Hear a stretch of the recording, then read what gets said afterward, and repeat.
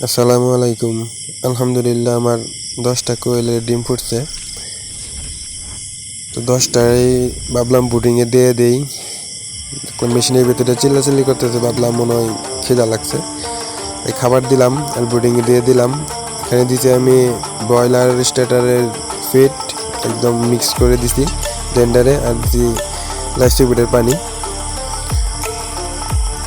আলহামদুলিল্লাহ, আমি এই লাইসিবিটটা 24 ঘন্টা দিব, তারপরে শেফা ওয়ান নাভি শুকানোর ওষুধ দিব।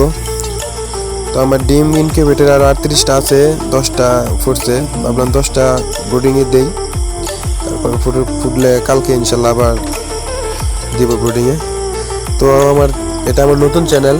এই চ্যানেলে কোয়েল পাখি, খরগোশ, চীনা হাঁস এগুলো ভিডিও নিয়মিত আপলোড করা হবে ইনশাল্লাহ। অনেক কিছু শেখার আছে। যদি আমার ভিডিও আপনাদের একটু ভালো লেগে থাকে, অবশ্যই ভিডিওতে লাইক দিবেন, এবং আপনারা কোন ধরনের ভিডিও চান কমেন্টে জানাবেন। অবশ্যই আমার চ্যানেলটি সাবস্ক্রাইব করে আমার পাশে থাকবেন ইনশাল্লাহ।